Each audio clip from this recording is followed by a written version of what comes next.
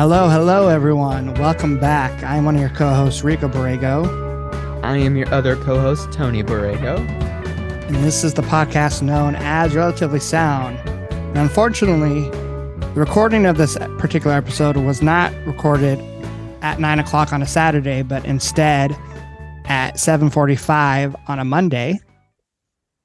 But this episode, we are going to be talking all about Billy Joel. It's our Billy Joel episode, specifically his greatest hits. Today, we are going to be ranking some of his greatest hits because he's got a ton.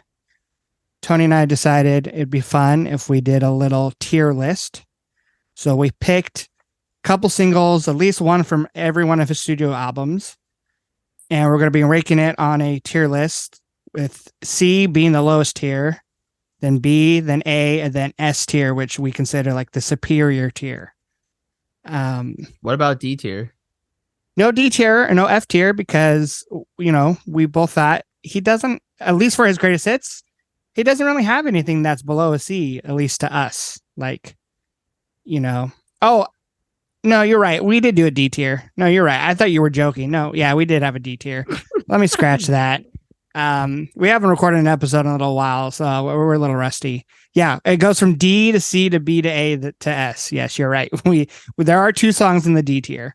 Which, there's two greatest hits that aren't actually great. Well, yeah, and even D tier, I'm like, we probably could have put them in C tier. Like, they're not bad songs, but there are two that we don't love. But yeah, D, C, B, A, S tier. And I guess to give a little quick background, Billy Joel, I got into him after high school. My friend Chris gave me some of his albums, and I became a fan right away after listening to, especially, it was the two albums I remember listening to were Turnstiles and then I believe An Innocent Man. And then I think I just showed you some of them, didn't I? And you, surprisingly, I'm kind of shocked. Billy Joel's an artist that you and I both really agree on. We both really love him, which he's an artist I think people either really like or they think he's annoying. But you and I both really like him, which is why we wanted to do an episode on him. Yeah, and I feel like typically, like the songs that I really like, you really like. And a lot of songs lately that you've been turning me on to, I've actually been really enjoying them. Yeah, I mean, we pretty much, I mean, I don't think he really has a bad album.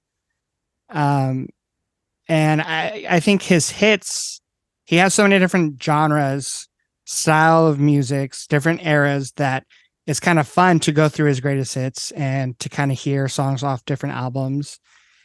And for this particular episode, instead of both of us doing our own separate, tier list for his greatest hits, we decided we would just try to collaborate and do a list together. So we both kind of talked beforehand and we've, put the songs in each of their tiers. And, we decided on which songs we were going to include because he has so many hits. He has more singles than you probably realize. And we just couldn't do an episode that long. So, he has Wikipedia says 61 singles because he has albums where half the album had singles. And then he has a ton of songs that charted that weren't even singles, like Vienna, Scenes from an Italian Restaurant. So we stuck with just the singles. We did at least one from every album. Some of the albums we did multiple because, like I said, there were so many. And yeah, so, we're going to work our way from, the D tier all the way to S, giving you our thoughts. So we'll begin it with our least favorite out of the bunch. We're in the D tier. And I think we decided that our least favorite was The Entertainer, which is from his third studio album, Street Life Serenade. It's an interesting song in the fact that, he's singing about, kind of the music industry, being an entertainer. There's a lot of satirical lines and it is lyrically, it's clever. And he even mentions the fact that his record label like told him like, yeah, we're gonna have to cut down Piano Man because it's too long of a song. It won't work on the radio. So there's even a line in this song where he sings about that, which is kind of funny. It's just musically, this song is just kind of annoying. The synth line in it, it has acoustic guitar, which is kind of nice, but the synth line just, after a little while, it just gets on my nerve. It definitely feels like one of those cheesy Styx moments, or heck, even in a Rush song, you could hear that probably. Yeah, it's just, like I said, the lyrics are the best thing going for it, but the whole album too, Street Life Serenade, is not one of my favorites of his. It has some gems, title track, Los Angelinos, and then the instrumental song to close the album is great. But yeah, The Entertainer is just, it's like funny, but yeah, I don't know. It's like not a song I want to hear live. And when I saw him live, he didn't play it, thankfully. But yeah, it's just, it is what it is. There's not a lot to say about it. And I also feel like there's not a lot to say about our next song on the list. We Didn't Start the Fire. Also, definitely D tier for us. To me, I think it's just kind of a dumb idea for a song. Like, it's just basically paragraphs. Like, I would say stanzas of of lists of things, but they're like paragraphs. But I think what really makes the song a good song still is I think that chorus melody is a great hook. But Rico, I believe you said that you don't like the chorus melody, actually. Is that true? It's not actually the chorus melody I don't like. I guess it's just the verse melody, because it's not really a melody. It's just like dun dun dun dun dun dun dun dun, and then every now and then he goes dun dun dun dun dun dun dun. Like it's very just like one note. And like you said, he's just like listing things, which I don't know. I don't think that the song idea is dumb. I just think like the execution of it like is just very like, it's cool to learn about, I guess, like in a history class. And I understand the importance of like, try to, do like a history song of all the important things that happened in a certain time in history. But yeah, and musically, I just don't love the song musically. It's very like cheesy production. Doesn't have a lot of depth to it. No, I mean the chorus is catchy. I will agree with you with that, but it's just, and it's been the best thing to come from the song is the Office episode with Ryan started the fire. Oh yes, I do remember that dearly. But yeah, not one of my favorites. I'm kind of shocked it, was such a high charting single for him. But yeah, it is what it is. It's definitely D tier. But those are the only two songs in the D tier. We think everything else is at least, C, which I think is pretty respectable. Our first song in the C tier is Keeping the Faith, the last song and last single from his album Innocent Man. Now, I probably would have had this a little higher at a B myself. And Innocent Man was one of the first albums I really loved from Billy Joel, but over the years, I think the whole kind of like doo-wop, R&B, soul, styles that he legit, not copied, but like he wanted to pay like, tribute to this, particular genre of music. And it, over like the years, it's just gotten a little corny for me. And like the repeat listens, just I can't listen to it a lot, in a row. Like after I hear the whole album, I was like, I don't want to hear the album again for a while, even though I do think he does all the styles really well. It still comes off kind of like a novelty though at times. Yeah, at times. But I do think actually Keeping the Faith is one of the better ones. Now, I guess on Keeping the Faith, he pays a tribute to Betty Wright with her song Clean Up Woman, which I actually don't know. But this is the song out of all the ones, one of the songs on this whole album that feels more like it could have been just like a standard Billy Joel song. And in the song, he's like singing about his own life. It's very autobiographical, which I appreciate. There's definitely some corny lines in there and some kind of weird lines, but musically, I don't mind it. I like the upbeat nature of it, and it is one of the ones I do really like from the album. There's a couple others I might prefer over it. And this album had a lot of singles, some of them that I wish we could have included, but Keeping the Faith is the one he still performs live a lot, which is why we decided to include it. And even though it's C tier, this actually is a song of his that you and I covered. Yeah, we've played this one before because it does have some like cool guitar licks in it. It's not one of the songs where there's like a ton of piano, going on. Right, which makes sense. And then, while we're talking about Innocent Man, our next song on our C tier list is Uptown Girl, which again, probably the biggest song from this album, An Innocent Man. And this is where he's doing his, Frankie Valli and the Four Seasons. And this song, I do think is actually one of the stronger songs on this album. I think it just like, I got a little tired of it. It's the one that I always hear on the radio too, whenever like we have the radio on, like a generic radio station. This is the one song I do hear on the radio, which is kind of funny. But yeah, it's like another one where it's like, if you're in the mood for it, it's upbeat. It's, it's kind of charming. It's cute. But it's just not one I like would put on repeat a bunch.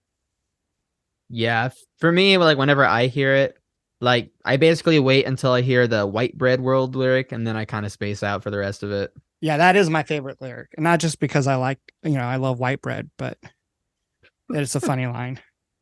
Right. Now jumping along to The Stranger, Only the Good Die Young. And that was one where I kind of feel like it is more maybe B tier. I know that you and I went kind of back and forth with it.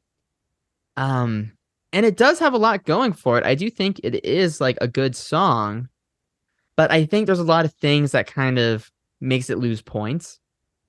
A big one for me is just some of the, like, I think, the lyrics, maybe, like it's kind of a common idea of only the good die young and, why spend all this time being good and listening when you could, be partying, da, da, da. But he like talks about like Catholic girls and that's just kind of creepy. So that's not really a plus for me. The music in the chorus, it is nice and like detailed, but it just reminds me of like cheesy like casino commercials. And yeah, there's just a lot of little, like kind of dents in it to me. I mean, how do you feel about this one, Rico? Yeah, well, I definitely was the one that, fought for it to be in the C because it was just never like a favorite out of his big singles. Probably my least favorite single off of The Stranger. I mostly just don't like the kind of reggae tone that the song takes. And I believe it was this song where he originally had it a kind of a slower version of it. Really? And it was even more reggae than it is now. And his drummer at the time, his fantastic drummer, Liberty DeVito, who played with him for, I want to say all the way up until his last album. He hated reggae music, and he was the one that told him, hey, let's maybe get this a little faster and a little less reggae. But to me, there's still too much of the reggae in it that I can't appreciate it a lot. And yeah, the lyrics, it's weird because like I kind of like, I feel like a lot of the time when Billy Joel's singing, he's putting on a persona, like a character. And it's funny because I guess when the song came out, it was controversial for its lyrics at the time, especially because the whole Catholic scene. And Billy Joel's like, that wasn't even the point of the song. And he's like, but when people took offense to it, it only made my record sell even more copies. So in that sense, cool. But yeah, the song itself, I'm a little indifferent towards it. I never seek it out. But when it comes on the album or on the radio, I'm like, yeah, there's other Billy Joel singles I would prefer, but it's definitely not like my least favorite. I definitely like it better than We Didn't Start the Fire or The Entertainer. I will say though, with the instrumentation, I do really like the acoustic guitar throughout it. I think it's just kind of, like obviously he's piano based, but I think that was a good example of him not doing so much piano forward, writing. Yeah, and the next song on our list, the last song in the C tier, also is a song where there's not a ton of piano, and that's It's Still Rock and Roll to Me, which, from Glass Houses. And I somewhat agree with his whole take on like, because at the time, the whole song was about like the music trends being trendy. So he was talking about like new wave, and he was kind of talking about how like every new genre of music is just borrowing from an older genre of music. And that's yeah, it's still rock and roll to me, no matter what you call it. And I just always found that a little corny, even though I grew up liking a lot of um, classic rock.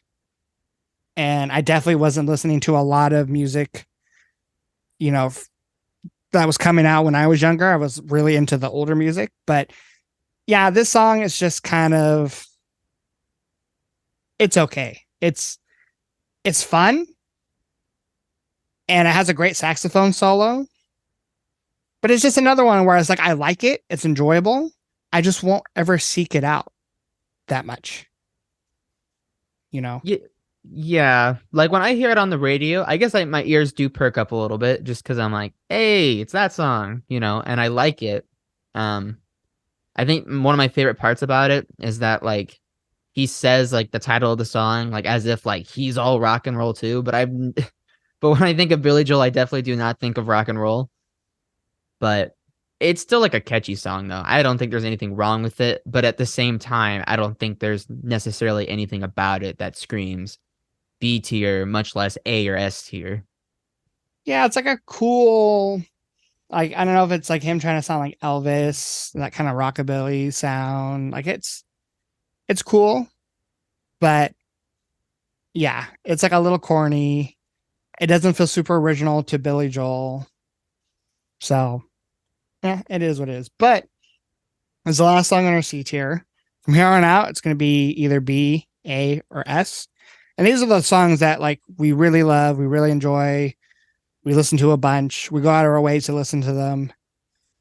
And we're going to start it off with probably the song that charted the lowest out of all these songs, but it was a single. I want to say it was his last single off his last album, River Dreams, which this song is all about soul. It is, I think, out of all these songs, maybe the most underrated single. I love it. I probably would have put it in A myself, but I know it's not a song you're super familiar with, so we agreed it would be a B. I just love the song because it's musically, I think it's great. It's like he's singing about, Soul. well, he's singing the title's like not a little confusing because like when you read that title, you can interpret it a lot of ways. But like he's specifically singing about this person, a significant other, who like knows him so well that like, and like they're always there for him. And he just puts a lot of, it's one of his best, I think, vocals. Like it's just very passionate. And like there's some darkness to the music, a little cheesiness, but I would say mostly pretty good production, especially for being in the 90s. It's something I kind of noticed that same thing, but I guess I kind of saw it more like I think Billy Joel, like you were saying, like he puts on a lot of characters, and I think that's great. But I think sometimes he can be a little bit, he tries to be really powerful and dramatic, but it just sounds too cheesy and over the top. But I think in this song, he kind of actually does, like, really successfully be dramatic and be powerful from it. Yeah, I mean, I especially love this song because there's just a lot of lyrics that hit home. Um, Like there's a line where he's talking about his significant other catching him in a daydream. And the lyric is, and I asked her how she knew to reach out for me at that moment, which I just find like really relatable. Like when you have someone in your life that can like just read you like a book.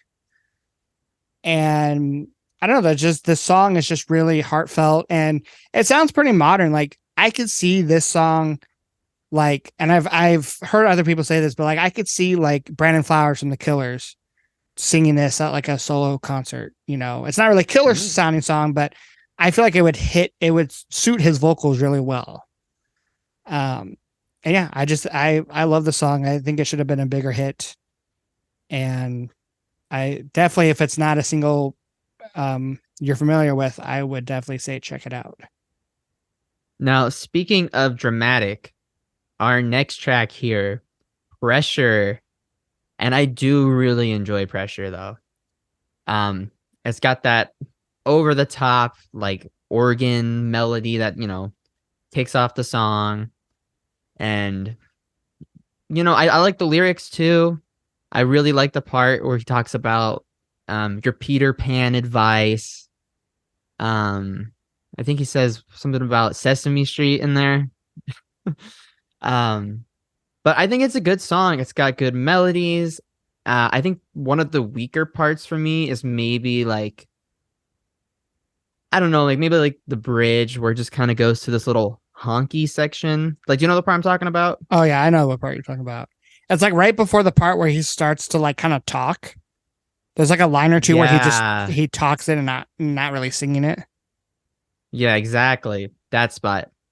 See, I feel like with this song, I think there's a lot of parts that are kind of are above and beyond that point it towards A tier.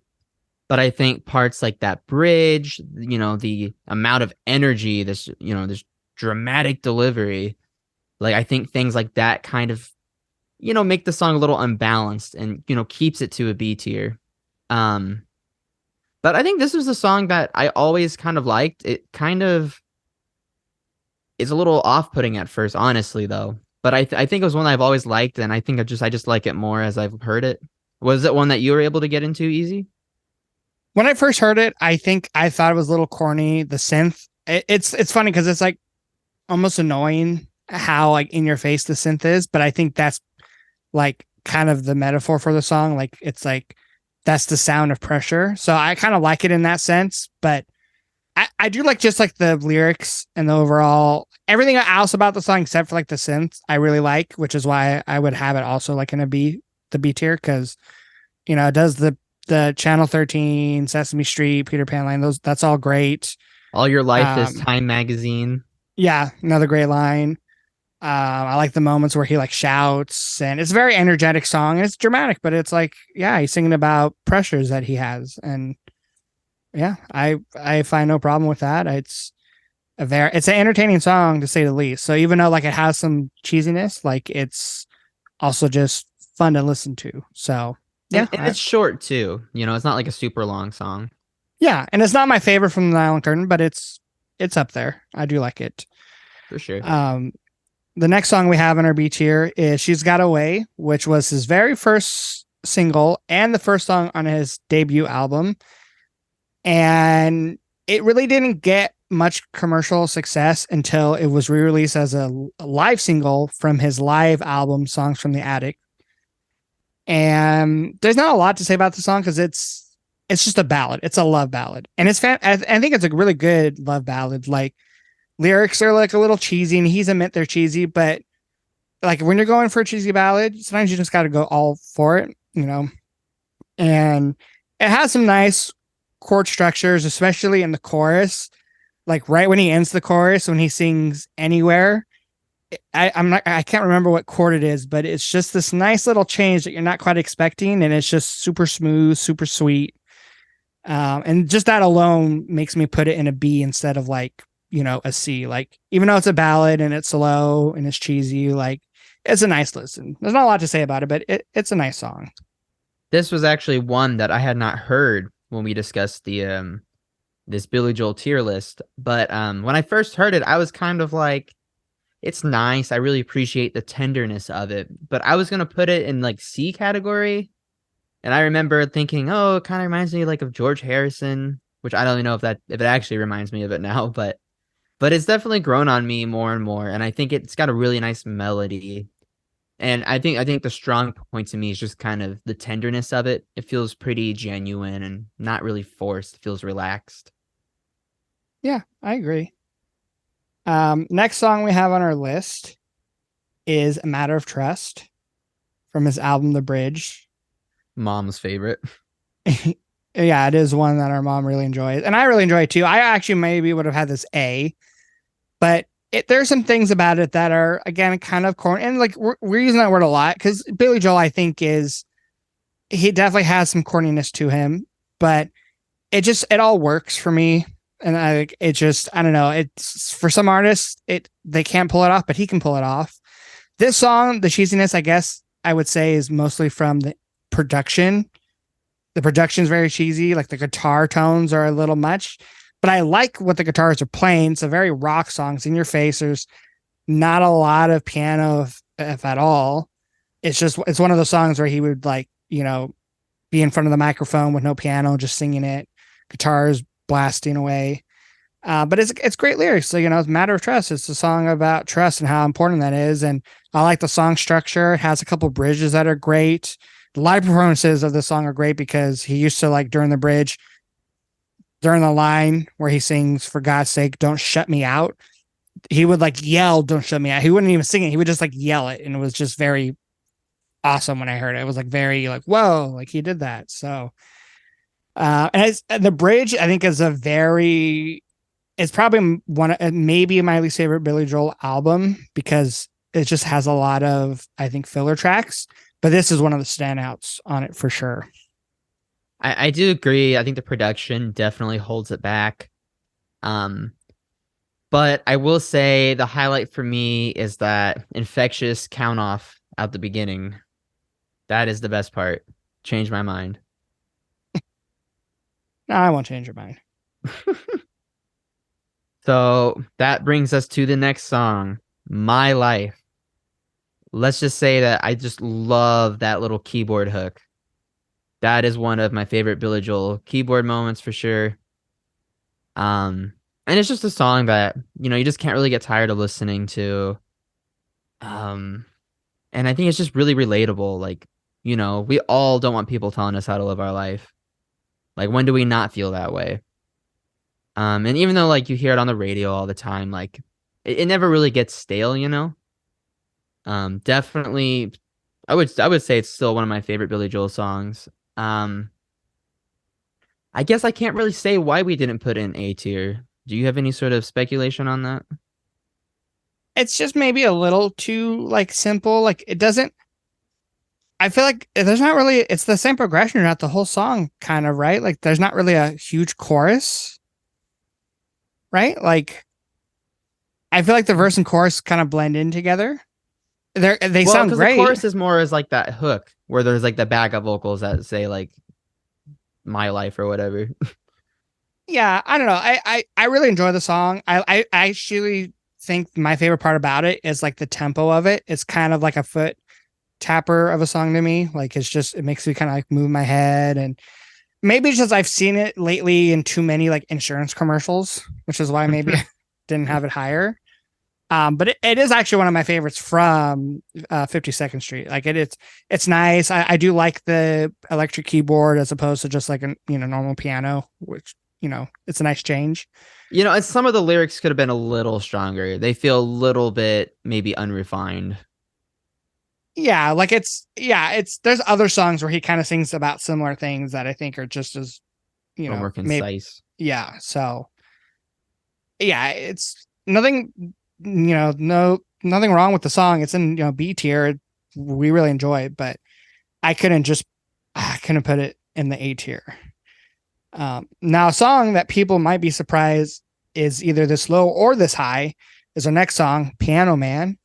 Probably known as like his signature song, right? I mean, he's called the Piano Man. Huge song for him. Probably the song you hear most on the radio. I think for us, it's just we've heard it too much, and it's never been like like whoa song for me, like a wow, like this song. Like I've enjoyed it, but and I will say there's a really funny meme where it's like, wow, for a song called Piano Man, there sure is a lot of harmonica because it does seem like half the song is just harmonica. But I still really enjoy the song. I love like the storytelling aspect of it, and it has a couple lines that really hit hard if you're paying attention to them. But maybe just like the kind of like slow waltz of it is just like it's a little repetitive. Like the song kind of stays the same. It does. There are kind of near the end. There's a couple moments where his vocals get a little bit more passionate, but maybe there's too many la la la la moments in it for me. But it is a classic song, but it's just one that I never go out of my way to listen to. But we have to also remember how important it is to him and how much of a classic it is. Yeah, but I do think the record label is right. I do think the song is too long and should be cut down. And I don't know if we've ever talked about this before, but on that whole record, like, well, I mean, like in particular, I've been listening a lot to Piano Man and Captain Jack because it's on like the Greatest Hits album that I'm, listening to most of these songs from. But I don't really like the way he sings on that record. I don't know. He just sounds kind of funny to me. I'll take the Entertainer as far as vocal performance over it, I think. Well, I do think, yeah, that album is funny. Piano Man actually was never one of my favorite albums. It's like it kind of hit or miss. Like there's some songs in that I think are fantastic. Captain Jack being one of them. You're My Home. Some of them are kind of funny, like Worst Comes to Worst. But yeah, like I think he was still kind of getting his footing, and I think he was still trying to figure out how he wanted to sound. I think the time he gets to Turnstiles, I think that's the album that really like cemented the way he was going to sound from here on out. Even when he changes up his style, he sounds more like classic Billy Joel. Yeah, Turnstiles, I do agree. I do think his vocals really started to take shape there. Now, the next song on our list in the B tier is River of Dreams from, River of Dreams. It's a song it's a song I would maybe have in the A tier personally because I've always loved the song. It is a little gimmicky. And I'm going to say gimmicky instead of corny because it does kind of have that like The Lion Sleeps Tonight kind of sound. It's got like the bongos but it's like one of those songs where it's like it's not a whole album of it. It's just one song. And I think the lyrics are very relatable.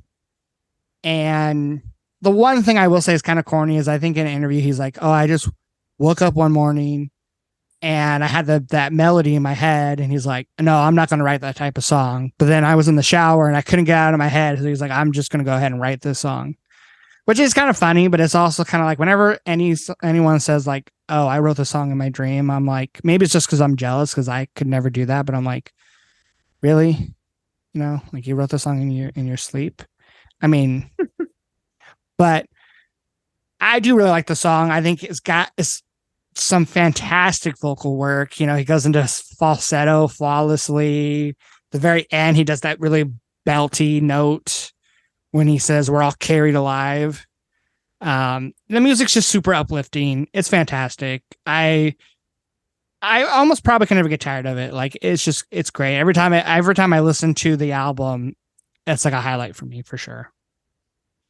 Now, I don't know if I have quite that same connection with it, but to me, it is definitely like a feel good song. Like I feel like it's hard to dislike, Like I feel like if you just say you dislike it, it's just because you want to be a hater.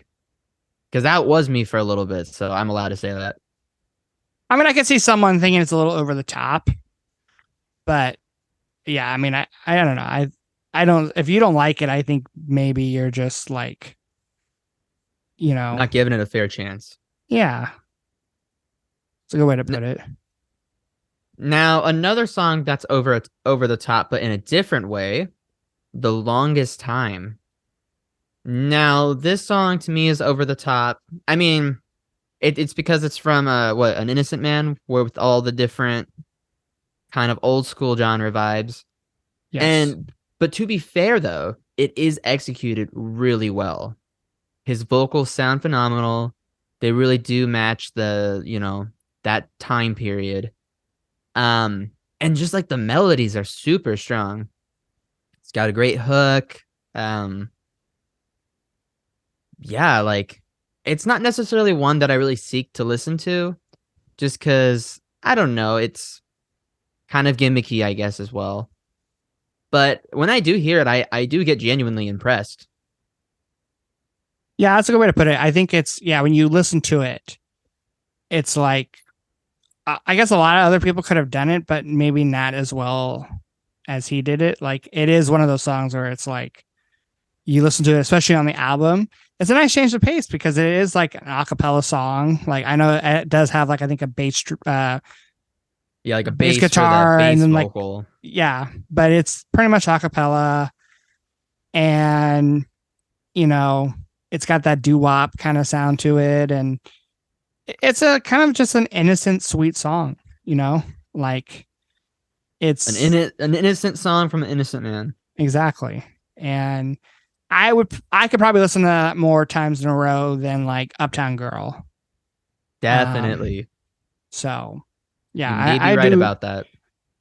Oh, I see what you did there. You segue into our last song in the B group being You May Be Right, the first song off of Glass Houses. And it's a song where we could have put it in a lower tier because I actually think there's quite a bit of songs that I prefer on this album over it. I prefer All for Lena. I prefer Sleeping with the Television On. And I also prefer a song that we will get to here in a little bit over it. But You May Be Right. It's just a fun song. Like, it begins with the sound of glass breaking, which is to represent the album Glass Houses, which I think is just kind of cool. And it's got great guitar work. It's got a great saxophone solo in the middle of it. Like, the whole band just sounds great. It's an energetic song. Even his vocals on it, like, he just sounds like he's having fun singing it, like the way he pronounces some of the words, like rode my motorcycle in the rain. Like, he just has like, not a swagger, because I don't know if Billy Joel has swag, but he's definitely like got a little bit of kind of a flashy kind of like I'm singing, kind of style to it that I appreciate. I think it's just a fun song. To me, when I hear the vocals, sometimes I get kind of turned off for them. But then I kind of think about it, and it kind of almost sounds like he's singing it like he's kind of drunk, like, because he's like talking about it, he's like a lunatic and stuff, kind of. Like, I don't know. That's what it kind of sounds like to me, that he just got a little too turned. Yeah, I mean, that's kind of a little bit about, I guess, what the song's about. And then of course there's another great Office moment too with the song with Michael. Actually, there's a lot of Billy Joel references in The Office because Michael Scott loves Billy Joel. There's a scene in Threat Level Midnight, the episode with Pressure. It's used in the background of his film. And I didn't know that. There's a great deleted scene of Allentown. I tried to find it on YouTube, but I couldn't find it. But if you go watch it on the deleted scenes on the DVDs, fantastic deleted scene. You know what season it's from? I do know. It's like third or fourth. I'll try to find it. Oh, I might actually have that. Yeah, I'll try to find it. I mean, it's on Peacock. I mean, because it's on the Superfan episodes. Oh, okay. Which is where I originally saw it. So, but okay, we're getting a little off topic. We are now moving on to the A tier. These songs we pretty much think are perfect. We can listen to them, over and over and over. And we're going to begin it with a song that I probably would have at an S tier for me personally.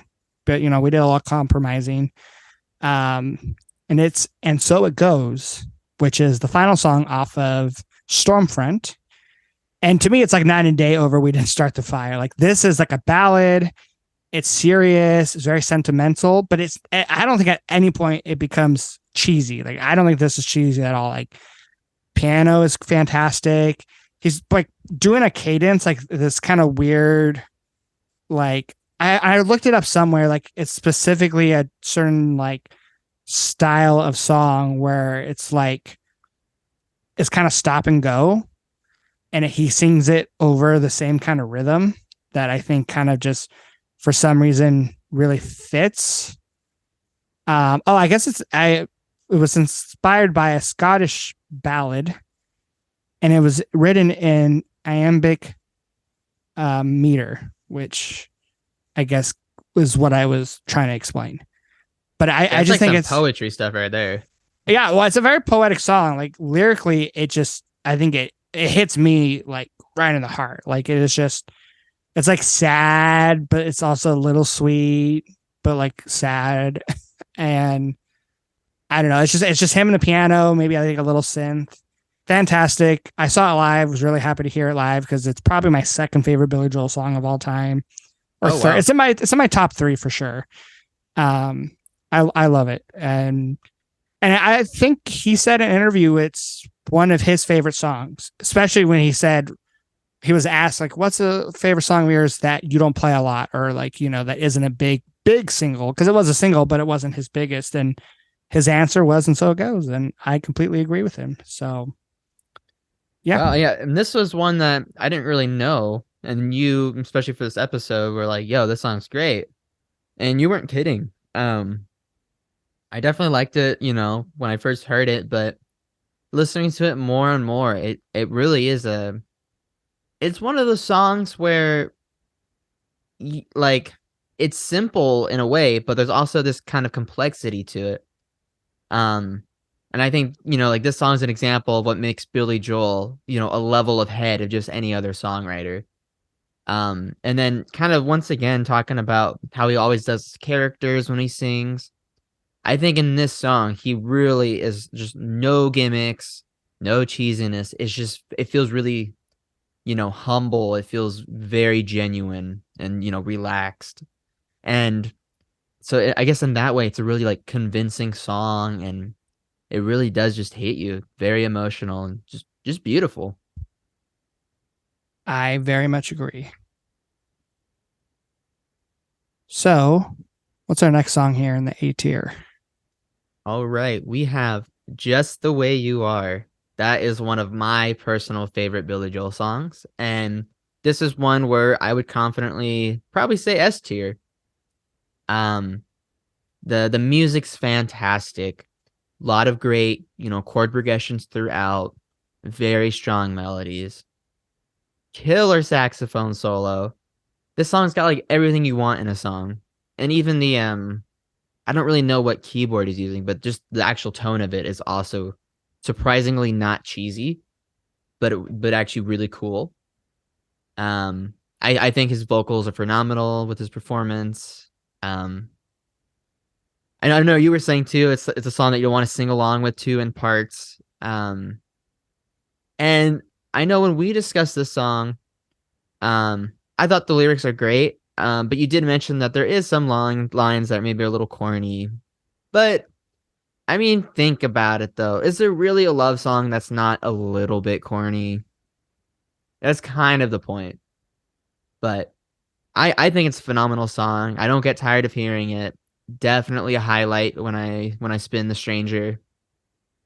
No, I agree. It's definitely like if you're comparing it to She's Got Away, this is way less corny for sure.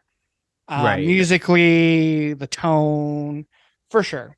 There's just some lines in it that like I'm not crazy about, like changing the color of your hair and stuff. Like I get it, but I'm also like, eh. But this one is like another one, kind of like And So It Goes, where you're talking about how it's like he's singing it, straight from the heart, no gimmicks. Like it's one of those songs because he specifically wrote this song. I remember in an interview he said he, this was, off The Stranger, and he was still kind of getting success, and I know he had some like kind of bad record deals, and the time he wrote the song, he was like broke, and he wrote the song for his wife at the time, his first wife, as like a Valentine's Day gift, I believe. Like he didn't have it enough money to like buy her anything expensive, jewelry or whatever. So he wrote her the song. And it's a gift that keeps on giving because it earned him 2 Grammys for the song, Record of the Year and Song of the Year in Wow. 1979. Wow. And I think it's deserving. Like I said, I wouldn't put it S tier like you, which is why we, agreed on A tier. But I do love it. He plays a Rhodes, piano, electric keyboard, which is what you were referencing. Yes. And yeah, it sounds fantastic. The tone is incredible. His voice, I love the key change at the very end. Like, it's not even like I don't think he does the key change for like the last chorus. It's just like the last little bit of the song, the instrumental part. Like, there's one line where he just sings the word, like he goes, oh, and that's when it changes the key, and it's like perfect. It's like he didn't have to change the key for the last chorus and make it corny. He just did it to kind of give you a nice little change in the song. Bridge is also fantastic. Like everything, pretty much everything about it. What I think the outro is, I think that key change at the end is not really a key change. I think he goes back into the bridge progression, which that's a pro you might be move right there.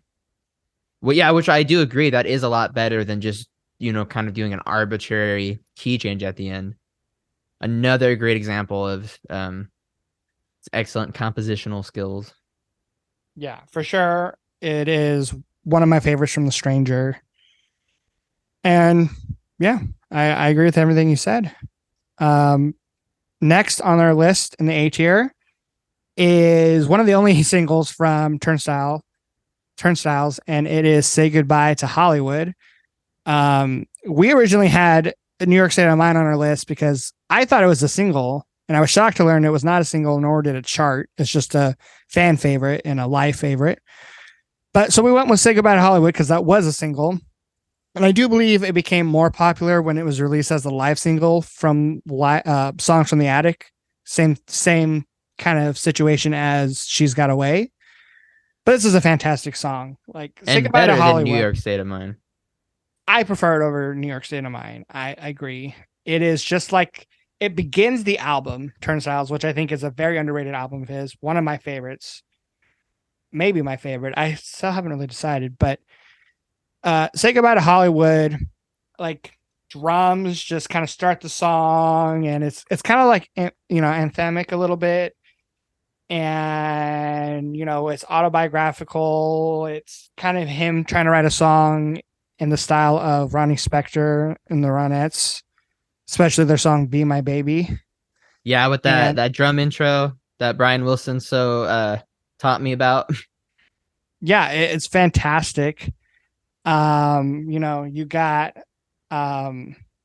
like just these great backing vocals and harmonies, great instrumentation. The melodies are really catchy. And then it's got one of my favorite Billy Joel lines, which is life is a series of hellos and goodbyes, and I'm afraid it's time for a goodbye again. I don't know why, I've always loved that line. Like, it's a very true line. And like the melody he sings it to is really catchy. And then the way he follows it with just the chorus, Say Goodbye to Hollywood.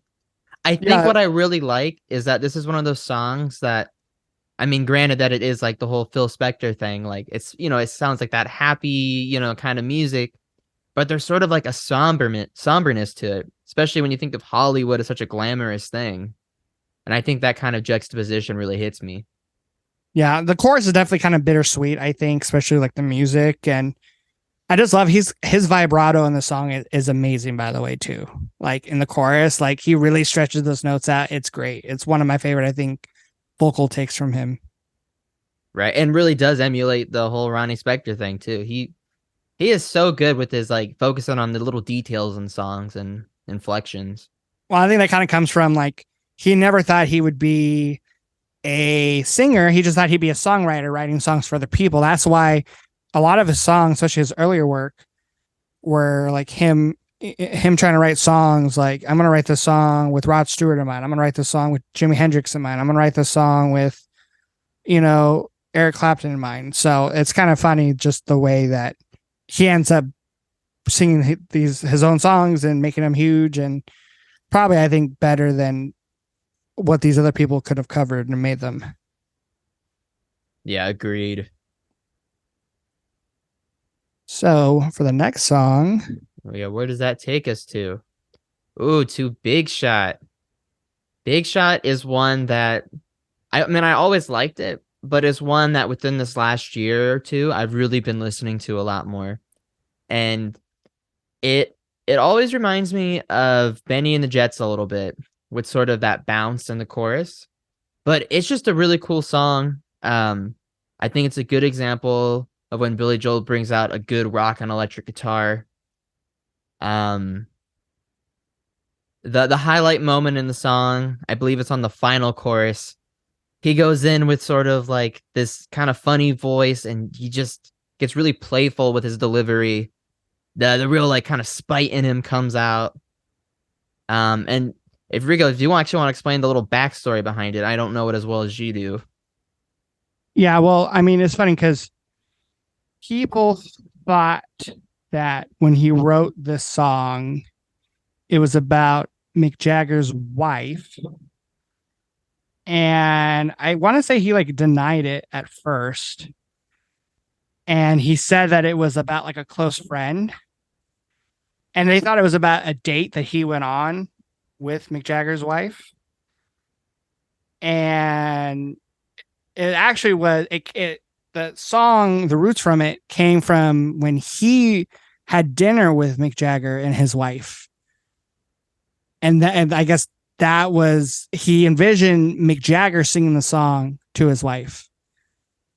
And when you listen to the song, after I like learned that and listen to the song, I'm like, yeah, it does kind of like, especially that part you're talking about.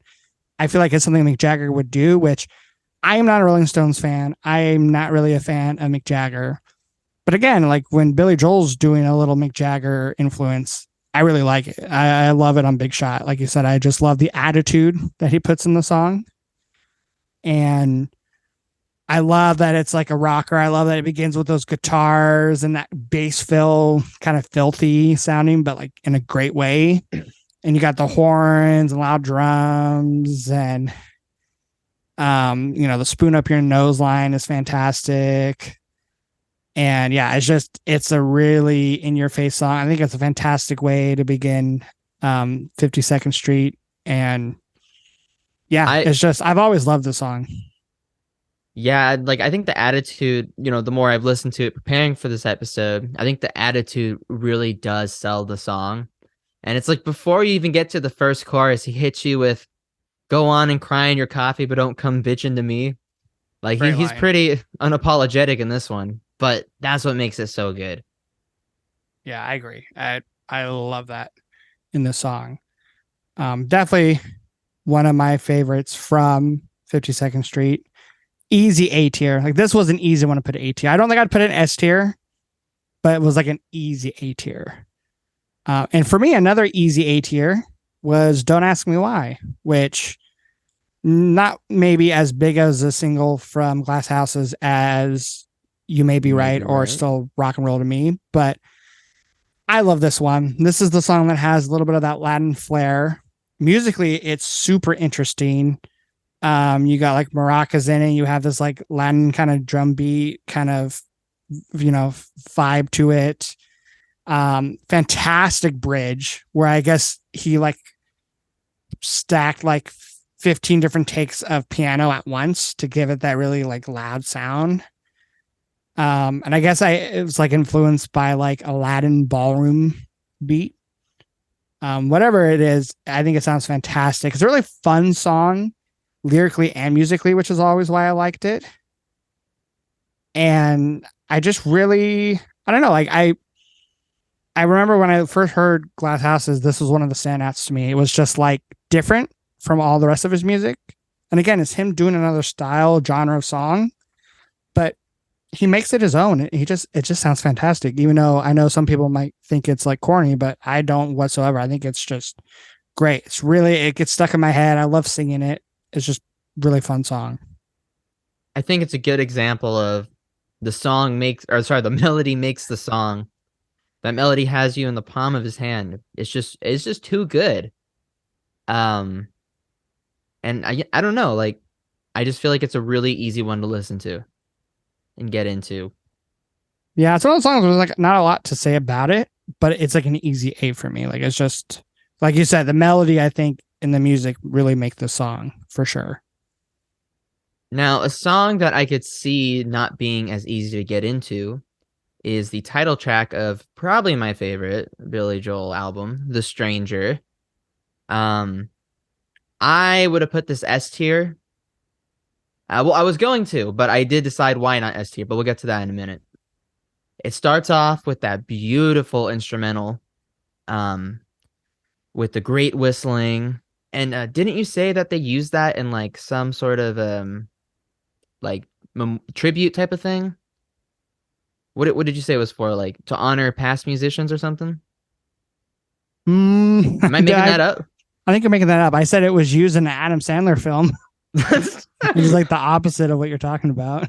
It was used in his film Uncut Gems. Yeah, the song "The Stranger" was used in his film. It was more of a serious Adam Sandler film though. It was not like one of his comedies. But I thought it was at like a music award ceremony. I got that one wrong. What I do know, I mean, it's possible it was used in that. But what I do know is that whistling bit, he like whistled it and was like, like this would be cool, but I picture like some wind instrument, doing this melody, not necessarily like he was just whistling it to like explain it to Phil Ramone, the producer of the album. And then Phil Ramone was like, no, I love it. You're going to keep it as you whistling. That's going to be it. Yeah, that's great. I'm really glad they made that call. And that is phenomenal whistling too. But why is this? Because I do know this has always been like one of your favorite Billy Joel songs. Why? Yeah, we haven't even got into the actual song. So the song kicks in, and it's another example of like these heavy classic rock guitars that are just in your face, and they totally kick ass. They do. The song's full of energy. He sings about, we all wear a mask, we all hide ourselves. He talks about the stranger kicking him right between the eyes. Like it's a song that just kind of like, like just he like calls you out for it too. Like that's what it feels like to me. But it's such a rockin' verse and everything. But the part that I really love is how it goes into the chorus, because suddenly this sort of like this attitude and anger, kind of, those type of intense feelings, it kind of mellows out with his vocal performance in the chorus. He does this great falsetto that is one of my favorite Billy Joel moments. I like even just the way he says like the line, everyone goes south every now and then. Like there's just something about his phrasing, about the elegance. That's my favorite part of the song, lyrically and I think musically. Yeah, it's just he just nails it. And the only reason to me this doesn't get S tier is because the song's great and everything, but at the end they fade out on the verse back into the intro of the song, the instrumental with the whistling, which, as cool as that is, they already do that later on the album at the end of Everybody Has a Dream, which that feels much cooler to me, at least. So yeah, it feels kind of unnecessary. That's the best part of Everybody Has a Dream. The only good part. Yeah. And I agree. I think that is like this downfall a little bit, and it's a long song. Like I do think sometimes with the longer Billy Joel songs, they would benefit from being a little shorter. I do love the lyrics. I love like the contrast, like you said, of the heavy riff, guitars of the verse to the more kind of melodic, breezy chorus. I like the breezy lyrics a lot. Breezy is the perfect word.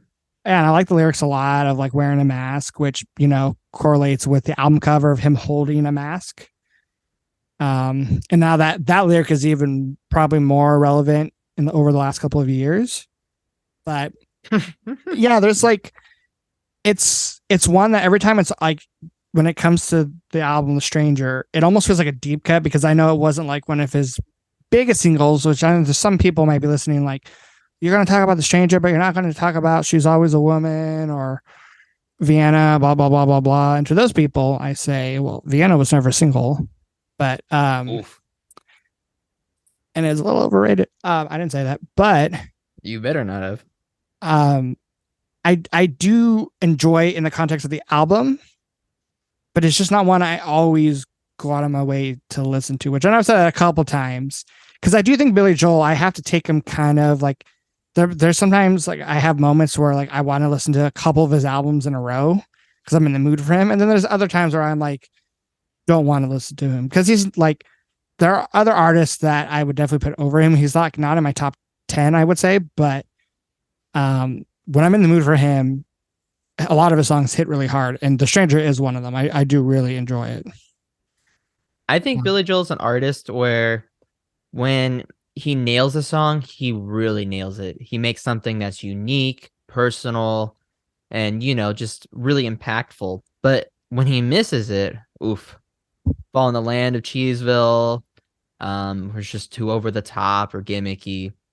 But He doesn't do even, that a lot, I would say, though. but when he does, I don't know. But I feel like The Stranger is another example of a song that is kind of gimmicky, I guess you would say. I mean, I could see it how it could be gimmicky to someone, but I think he nails it.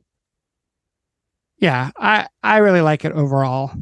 Um, and I could see why I like I said I was okay putting it in the A tier because I do really enjoy it as well. But we both decided we wanted to each include a song into the S tier because we were finally out of the A tiers. We love all those songs, but we both wanted to put one song in S tier above all other tiers, like the best. Now, what would qualify as an S tier? What takes it up from an A to an S? To me, it's like a song that replay value, but it's also a song Agreed. that like has like some type of deep meaning or like great lyric, imagery or something clever. Um, the music has to like really evoke those lyrics and or be interesting on their own. And it just has to have like that wow factor, you know. And we're still talking about, his greatest hits, his singles. So, if we weren't, I would put Summer Highland Falls as my S tier because that's my absolute favorite Billy Joel song. That's a 10 out of 10 Is a every great day, song. all day, every day. But we're going singles. And unfortunately, I was never single, just like a fan favorite. And when we're talking about his singles, probably my choice for my favorite out of all of these, or one of my favorites, because Tony Spake is also one of my favorites, but I went with Allentown from the Nile and Curtain. I just think the song, it's like, I like it almost more after every listen. It's just like, it's catchy, but yet he's singing about a very important topic at the time and something that probably a topic that will always be relevant. He's singing about blue collar America, specifically Allentown in Pennsylvania, the steel workers. And man, there's so many things about the song I love. I love how it begins. The song is supposed to emulate the sound of a rolling mill, um, manufacturing facility because you hear like the bells and whistles, and it has this like the percussion at the beginning of it is like this like and it works its way throughout the song perfectly. And it's like so genius. Like he thought to do that as like almost a backing track to his already great chord progression with the piano. Cause I just love the chord progression. A lot of quick changes that I think just work perfectly for the song. The melodies are fantastic. Like every like line just hits you hard. And it's just kind of a storytelling. Like I said, it's like storytelling in the sense that like he's singing about these people in this town who like, are getting hit with the economy and being out of work, unemployed. And he stated that the song's a hopeful song, but it's hopeful, but it's also like it's got like dark lines. Like one of my favorite lines is when he says, it's hard to keep a good man down, but I won't be getting up today. And like every time he sings one of those lines in the song, you can kind of hear a little bitter angriness in his voice, which is probably my favorite Billy Joel moments. Is when he's a little angry, a little bitter. Songs like, Big Shot, All for Lena, um, Laura. Laura. Yeah, another great example. Like, I just love those moments where he kind of really digs in.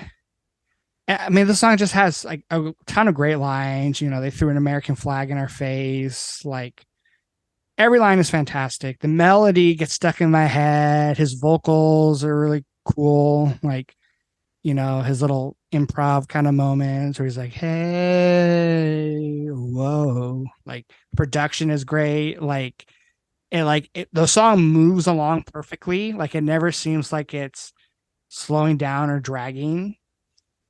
And if you just listen to it musically, it's a great song on its own, but then when you like really listen to the lyrics, it like brings it to that whoa level, that wow factor that we were talking about. Like, it's just fantastic song. And I think everything about that song, like, every element of it really is to a degree of excellence. Like, um, like if I sat down, you're like, what's something that you can improve upon the song? I genuinely don't think I could think of anything. It just feels really like it's one of those songs that you don't even think of as being like written. Like it just is there. It just exists because it flows so natural. Yeah, I agree. One little fun fact about the song was he played a show in the neighboring city in Bethlehem in 1983, and he opened the show with Allentown. And of course, the crowd went wild because it's like, oh, this is the song he wrote for us. And then he closed the show with Allentown. And I guess there was like a 5-minute standing ovation after the second performance of it. And then Wow. I guess before he left the stage, he said, don't take any shit from anybody. And then just left the stage, which I just thought was funny. Like, only he could have done that. Like, open it and close the show with the same song and still get a ton of people applying. So yeah. Right. That's Probably, wild. like I said, one of my favorites of his singles, and that was my pick for S tier. We got one more song left. What is your pick for S tier? My pick for S tier is also from probably my favorite Billy Joel album. The opening track, Moving Out, Anthony's song. And I don't really know who Anthony is. I'm not sure if he's a real person, but it is a great story. Just a song about, like it's another example of a song like My Life where like I don't know, like you grow up and you don't like being told what to do and you don't, you see people get old and you just don't see the value in those things. And so you're moving out, moving away from home, and I think everyone can relate to that in its own way. Um, I think what kind of elevates it from just being like a My Life is I think that the lyrics are very solid throughout. They don't really ramble too long. There's some good like imagery and lines. And if he can't drive with a broken back, at least he can polish the fenders. Um, I think the one thing that you and I discussed that you can maybe knock a few points down on is right before like he does like his pre-chorus thing or the chorus, like on the word heart attack, the ack right after. But I like it. I think it's fun. Because I think Billy Joel in general can be a fun artist, and it's kind of, that big attitude he brings for the song. It's another example where a mean electric guitar, that fat Les Paul tone, just kicks it off. I like the production because even though it feels like old, like kind of dated, but it doesn't get old. I don't know. There's just a lot of things I love about this song. I like the vocal performance. And I like at the end too when it goes to the outro music, which is a cool instrumental section. You hear like the engine revving because he's moving out. I I don't know. Do you have anything to add to this? It's just such a great song. I feel like all you have to do is listen to it and you should get it. Why it's so great. Well, I'm glad you picked the song because this was the one that I had tied with Allentown as being my favorite of his singles. Um, Besides "And So It Goes," because "And So It Goes" is probably my favorite, but like I feel like "And So It Goes" is like the ballad, and it's like hard to put that against "Moving Out" or "Allentown" because those songs are like just bigger songs in general. But "Moving Out" is my other favorite. It's fantastic. To answer a couple of your questions, according to Billy Joel himself, he said Anthony's not a real person, but quote, is every Irish, Polish, and Italian kid trying to make a living in the US. And there's some other themes in the song besides like physically moving out that you mentioned, where he's kind of singing about the differences between like the working and lower middle class, especially the New Yorkers where he was living at the time. Okay, I Uh, noticed that, but I thought that was just more anecdotal. Is that the word? As and that's why opposed to you actually, have these different characters in the song. Anthony, um, Mama Leone, Sergeant O'Leary, Mr. Cacciatore, like those particular names he picked specifically to fit this, particular spectrum of people he was singing about in this song and Mm. working like these blue collar jobs and stuff. And that's why I like the song because like it has kind of different meanings and different themes in it. So it's kind of a dense song, even though it's set to just this kind of like swaggering rock music. I love the rhythm section of the song. The guitars and the horns sound great. Like you said, it's kind of mean. It's got like kind of that again, that bitter Billy Joel that I love from him so much. Especially in the chorus when he sings "Moving Out." Um, Great way I think to begin the album. And And like you it's said, it's another short song, really compact, and like you said, dense is a great word. this is like the perfect.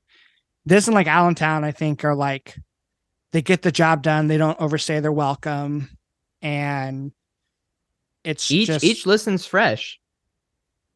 yeah. And like you said, the ending is even cool because the outro music is kind of more upbeat sounding, and you have the motorcycle revving up. I'm not a motorcycle. I think I read it was the bass player's Corvette that you hear at the end. I always thought it was a motorcycle because Billy Joel's really into motorcycles. Um, but It wasn't oh, Sergeant O'Leary's Cadillac. well, it's funny because I like I said, I thought it was a motorcycle because Billy Joel's really into motorcycles, That's what I thought and too. um, it's funny because I forgot to mention, um, there is a demo version of All About Soul that you can find on YouTube that he put on a compilation album, and the original working title for All About Soul was called The Motorcycle Song. And it sounds so dumb. Like the song begins with him singing, "While I'm driving down this road on this big old motorcycle," which is like What? as far away from the final version lyrics that you can get. Like he's instead of singing about the support of a significant other, he's singing about a motorcycle. And it's like the whole song is just him just taking a ride on his motorcycle and going down different streets. It's really dumb. Like, but it's funny, and I would check it out when you get the chance. But yeah, but moving out, fantastic pick for S tier. It's kind of to me like the perfect combination of all the styles on The Stranger and kind of like his whole catalog. Like the outro music, piano's great, got the horns, like production's fantastic. Everything's on point, like you said. Like it's it hits it out of the park just as much as Allentown does. So yeah, that's our list. Um, we will put a link in this episode for the listeners who want to go and listen to this playlist. I mean, it's pretty much just Billy Joel greatest hits, but we will have it ordered from like our least favorite to our favorites if you want to give it a listen. But yeah, I think this was fun. An artist we both really like, and just kind of ranking his biggest hits. So we will be back next week with a little fun episode, a little game. won't give it away yet, but we think everyone will enjoy it. And then we'll be back at the end of this month for some more album for album episodes. So until then, we hope everyone takes care. And we'll be seeing you later. Bye.